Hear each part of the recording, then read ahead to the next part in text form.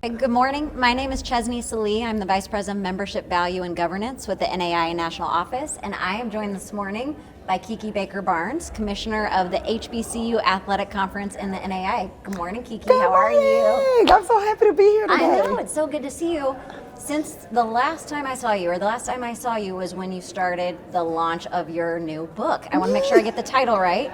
Blazing Your Own Trail, Faith, Focus, and Forward Momentum in Leadership. Yes, right here. I've got a copy. Of course, always. Yeah. How has the reception to the book launch gone? It has been truly amazing. So as of today, I've sold 670 books. Okay. Which I'm almost to 1,000. That was my goal. Woo! They've said that when you do independent publishing, if you sell 100, like you've been successful. Okay. Like it's really hard. So I think So you're successful times 6. Yeah, successful. And we were able to get to #1 on the Amazon bestseller list. Nice. During the week of the launch, which was super cool. kidding. So I can say it's Not Amazon. many people can say that. It's an Amazon bestseller. Absolutely. Get your copy. But it's been really good. It's been received well. I've had an opportunity to speak with young people. I've spoken to groups. Matter of fact, I was here in Kansas City in February. I had an opportunity to speak and do a book signing. That was really cool. And so I'm really grateful. It's been received well. So not only taking the time to write the book, but then doing all these other things like the speaking and the engagements that kind of come along with it. Yeah. Obviously you feel really driven towards this message. Why this message? Why right now for you? Well, so the message is about choice and believing in yourself. And I think that sometimes we can feel like things are happening to us and that we don't have a choice, but we always have a choice. We just have to be able to identify them. And part of what I go through in the book is about different choices that I made as a young student athlete, trying to find her way in a career that she didn't even imagine. And the choices that I made and how important those choices are. And at the end of the day, you still have to believe. And I think that's a very, very important message, especially for young women. We have a lot of barriers all the time. There are people telling us what they believe we should do. But what's in your heart? What is it that you believe you can do to make this world a better place and to make an impact? And I believe that's the message of my book, that it encourages us to believe and to take hold of the choices that we have and make better ones for the betterment of our community. Yeah, never forget you have the opportunity to write your own story. Yes. It's not happening to you. Absolutely. I love that. Well, and I love it because I see the old coach in you still coming out. It's like, here's the wisdom I've learned over time and here from my own experience and watching others, but also then wanting to pass it on to whether it's your peers, younger administrators, student athletes. I love that. Yeah, I guess when you reflect on it, I feel like I'm getting older. So I turned 50 this year. Oh Never. My God. You don't look a day over 25. Thank you. I received. But turning 50, I feel like it did something. You start to, I think you start to understand what really matters. And you've climbed, you've wanted so many material things. Like, I wanted a certain car, I wanted a certain house, I want certain shoes, those are worth wanting. But then you start to realize, like, those things go away, they'll get old, but what can you leave that will be impactful for generations to come? And so it is our story. What we share, what we've learned, and hopefully those stories help to inform and help someone else in their journey. Maybe they don't trip up in the same way. All of that information is good for the universe. And so, Well, and I love that too, because in the earlier parts of your career, you spend so much time and effort and focus climbing, like you said, and really working hard to get better, be better, figure out how to really kind of gain that leadership that you're capable of, and then you get to a point that you're like, okay, I've climbed, I've done the things, but like, what have I learned in all of it? And I love this part. It really ties into the strong women lift each other up part. Absolutely. Well, so let's kind of transition it back to your other role, beyond best-selling Amazon author to commissioner role. So there's been a ton going on with the HBCU AC lately, including addition of 2 new member schools, which gets you to 15 schools. Is that right? Yes, we're at 15 now. We added Houston Tillotson and Paul Quinn. They're in their first year of membership. We're actually a week before championship, so we will be headed to Decatur, Alabama, for our cross country, men's and women's cross country championship, and looking forward to that. Our partners are so happy. It's like the conference is growing. They're like, okay, more schools. Absolutely. It's more hotels. Yes. Well, you just mentioned a championship, and I think you all have gone to having some of more championships at neutral sites. Why is that important to the conference? So part of it is part of what I would say is our business development plan for the conference. You have to find the only assets that the conference owns is its championships, and so those assets have to generate income and revenue for the conference. It helps keep our conference dues at a level that is comfortable for our members. And so our model for working with neutral sites is a part of that. So we have partnered with I think 3-4 different convention visitors bureau groups who have won the bid for our championships, and it's just been a very, very, very productive partnership where we are helping from an economic standpoint for those cities that we're going to, but also giving us needed resources to give a great experience for our student athletes, because that's important. Right. And that's at the end of the day, that's right? Yes. We talk about how important student experience is. Well, you got to have money to do that. Right. You got to have money to do that, but also you can't lose sight of that really being the goal when it comes down to it.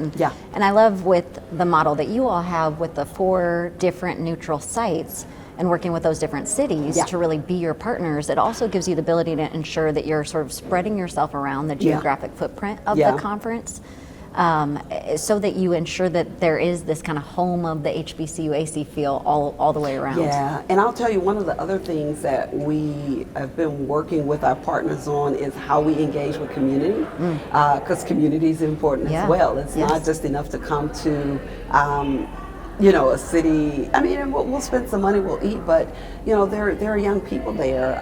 These are places where we recruit students from, so a lot of our schools have a presence. Yeah, so it's not just about going, having a championship, naming a champion, and then going home, but then what are we doing? What are we leaving with that community? What kind of legacy? What will people think about when they think about the HBCUAC, and then even broader, like the NAIA as a larger organization? So we're really excited about some things we're doing this year. So we'll be hosting men's and women's soccer championship for the first time, and our championship host happens to be Shreveport Bossier. Who's also our volleyball championship host, and they're also our track and field host. So we have developed a really great partnership with them, and this year we'll be in the 2nd year of hosting a community volleyball clinic for the volleyball championship, and now we're working on a soccer initiative. Because the championships are back to back, we're going to be there for 2 weeks. So there's going to be this whole 2 weeks of it's like a little mini pop-up HBCUAC headquarters. I love it. Yeah, so it's going to be exciting, because again, I think there's an opportunity for us to be even more intentional about our community involvement while we're there. Well, and you were talking earlier about the NAIA way, and I feel like that's part of it too, is we're teaching also our young people of it's not about just you on the field or just you in the classroom, it's also about the community around you and how you give back and how we help develop, tomorrow's leaders as well. I love that model. Well, talking about the model of the HBCUAC as well, and you were saying it takes money to do all of these great things and make this great student athlete experience. You all as a conference have truly been the leaders with an amazing new partnership that has really kind of taken the NAIA by storm, which is the Urban Edge Network and the streaming and partnerships there. So talk a little bit about how all of that kickstarted for you and how you all have really stepped in or created this leadership opportunity within the NAIA. Yeah, I would say we've been really blessed. I'm really grateful for Hardy and Todd, the co-founders of Urban Edge Network. They were building their network and reached out and said, hey, we'd like to talk to you about it, kind of share with you kind of what we're doing and how we think this will benefit you. And, we had the conversations, met with our presidents, and said, let's do it, let's figure it out. And it's been incredible, honestly. Kevin, of course, Kevin's told the story. Like, Kevin was at our meetings, And so he's kind of like, wait a minute, like you're streaming and it's free, Yeah. like everything's free, like wait a minute. How's that work? I know, like and you know, and I'm thinking at the same time we're having a conversation at convention about, you know, the National Basketball Championship being put behind a paywall. People not really being happy about that. Yes. I'm like, you know, this could work. Yeah. And so Kevin's like, let me have a conversation. So then, you know, they start having their conversations with you all, the national office, and I think you did a couple of trials with a couple of the championships, and it went really well. And yeah, but it's been an incredible partnership. I mean, I think it's a place that, again, it's such a growth opportunity for us all collectively that is going to definitely lend itself to building the brand Yeah, of absolutely. not only our conferences, but our association Agreed. as a whole. And that's what it's about. Like that, we all, and I make jokes. I was like, y'all, we all need money. Right. And you got to find the right way to do it. And I you know, there's some sessions at this convention about insights and innovation and things like that. And I love this because it's an innovative way, but you're figuring out how to create a win-win solution, like you said, for the conference, but it has really just lit the path forward and created a way for the whole NAIA, lots of our other conferences now partnering with Urban Edge Network and HBCU AC right there at the front leading the way. So I like to lead the way. I love that. I love that. Yeah. So what's next for the conference? Oh boy.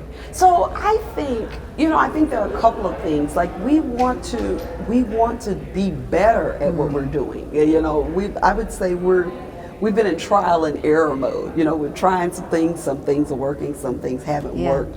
But I really feel like for us, it's really doubling down on our basketball championship and really building that out to, I mean, again, where it's monetizing a little bit better than what we're doing. Like it's not enough yet. I still need work in progress. Yeah, I still need a larger team. You know, I need full-time people at some point. So I mean, we've got to generate a little bit more money. So I think that's the area where we'll be focusing on in terms of business development, how we're managing those assets and creating more value for potential partners. Absolutely. Yeah. Absolutely. Yeah.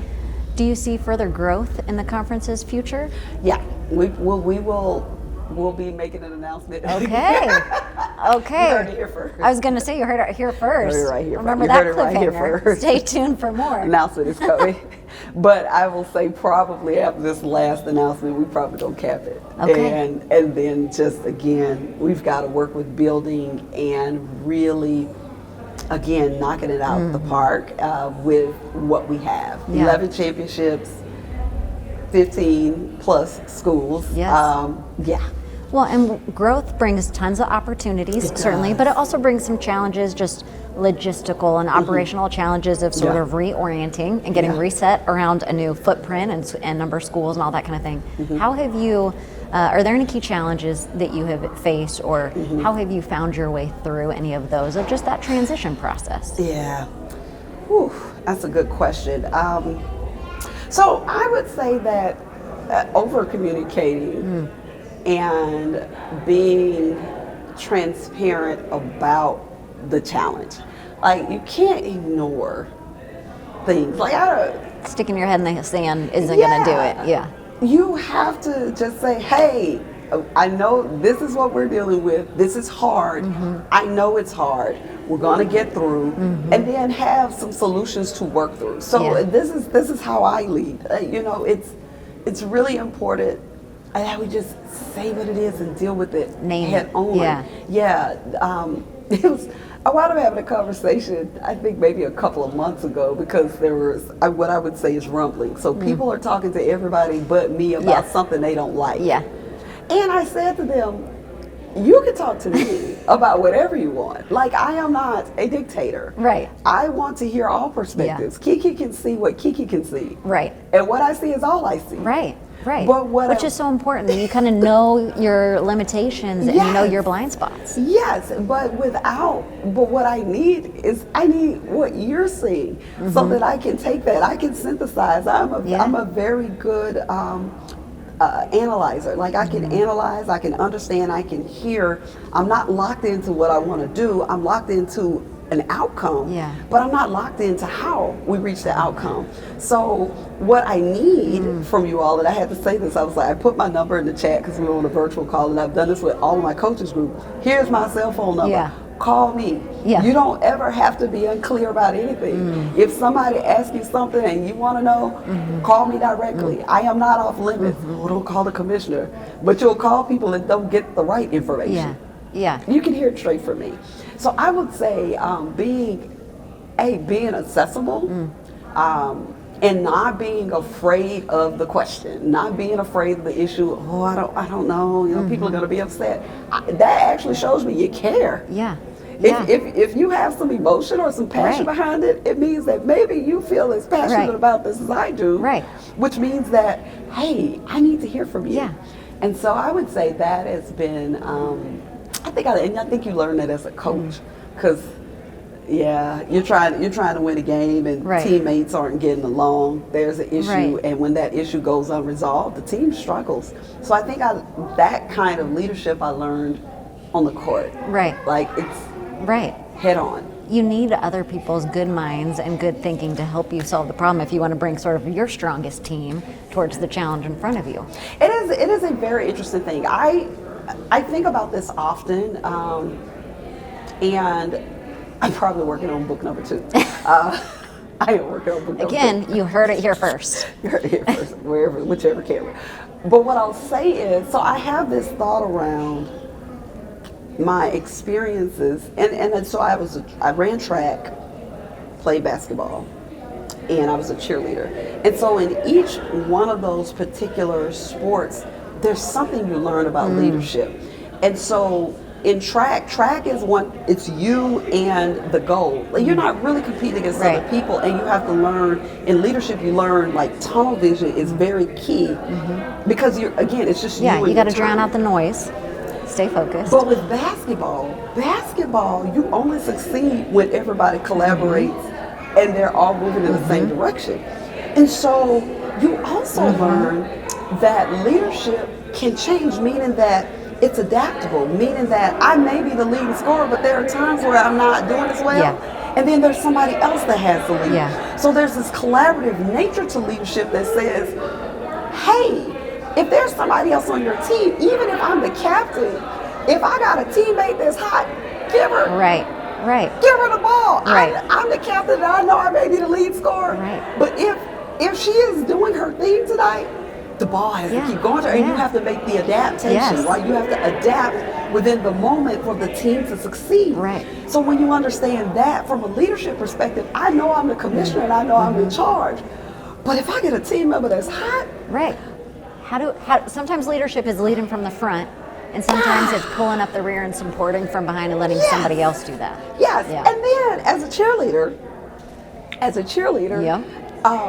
we lead by giving great energy and using our voice. And so then there are those times where, I need to be the loudest because I got to get your attention. I've got to get you all on board. So then we're loud and we're super positive. Like most cheerleaders are, we got a bad rap of just always being happy. But that infectious energy I learned could change environments. It could be in a moment when a team is down. It could get the team to rethink, to feel better, and to work harder. So then I learned that about leadership. So when I started thinking about how I show up and I'm dealing with a challenge, like all of these different sports have informed which one of those things happens. Sometimes I just need to be really focused, but sometimes people just want to be cheered on, and I need to be cheerleader Kiki. Or sometimes I need to be collaborative Kiki on the court, meaning that I'm adjusting as things are going, because on defense, based on where the ball is, that's how I position myself. You don't know where you're going to be.